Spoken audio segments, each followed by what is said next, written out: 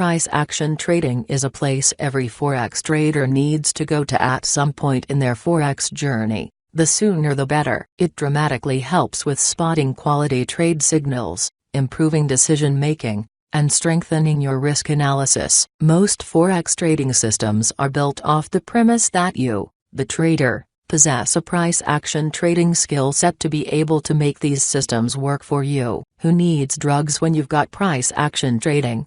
It's that good. That's why I've dedicated my trading career to it and have over 10 years experience trading with it. So, if you're not into price action trading, what is going on with you? Time for you to learn the skill and science of reading the price action, exploit its secrets, and become a master chart reader. Forex traders using price action trading are usually clever people, and technically wired into what's going on. However, I feel like many in the industry are frustrated with their price action trading progress, due to a few small traps that most don't realize they are stuck in. In this tutorial, I am going to share with you 4 massive price action trading tips for getting out of the depressive candlestick grind, and help free you from the stuck in the mud situation. Price action trading tip number 1. Stop trading candlestick patterns. Wait, what? Candlestick patterns are viewed as the money-making mascots of price action trading. Amused, why would we ditch them? Spoiler alert, we don't, but we've gotta make some changes. The most common trap for price action traders is trading candlestick patterns only, absent of any other kind of analysis. Candlestick patterns are great. Some work better than others, however.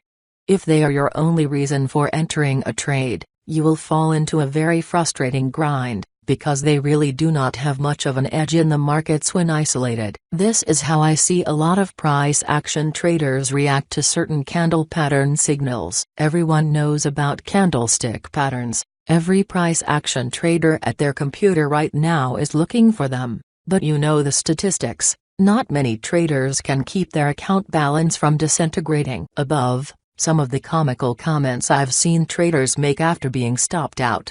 Not taking any accountability for their decisions. If you run simulations by coding a price action trading program to open trades when specific candlestick patterns print, it either destroys the account in a baptism of fire, or just grinds sideways. You can get better results by applying different money management strategies and different entry, stop, target combos. But, you will never see that holy grail equity curve in your back testing results while testing a candlestick pattern as sole trade trigger. The same price action trading signal might pop up twice, like a rejection candle. One rejection candle will pack a lot of value, and be an excellent trade opportunity.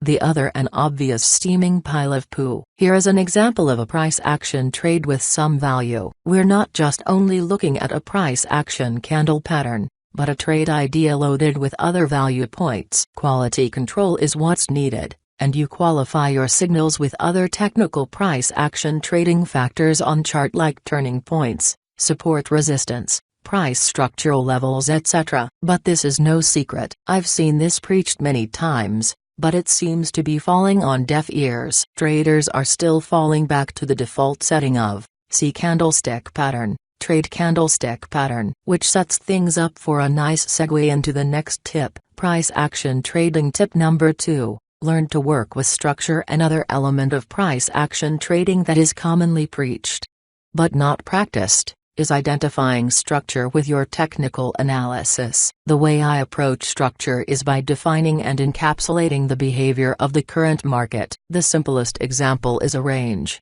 The structure is at the top and bottom boundaries. They encapsulate the price, and this is where the best trading opportunities will appear. Geez, this is such simple stuff that you're probably tired of hearing. Just like the illustration says, I wonder if you look back through your losing trades, how many of them were taken mid-range? I would imagine a lot of losing trades pile up from taking trades out of position of price action trading structure. Unless the market is blatantly consolidating in a horrible mess, usually there is some kind of structure to work within the price action. I've noticed sometimes higher time frame charts that look like a hot mess, like on the daily chart, where I spend most of my price action trading screen time. There is some subtle organization to it.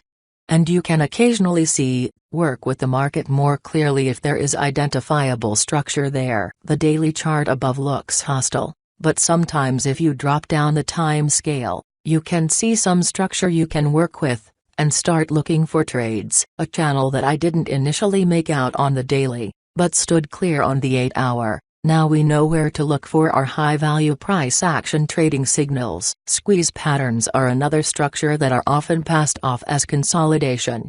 And I guess they kinda are consolidation, but sometimes, if they are big enough, we can trade the bounces inside the structure. So as a price action trader, market structure is really important in my opinion, and you've got to learn to work with it. Generally, traders who I see ignoring structure seem to be taking higher risk trades which are way out of position and get their stops stomped on easily. Structure analysis is a keep it simple principle, but it helps immensely if you adopt it and punishes you if you ignore it.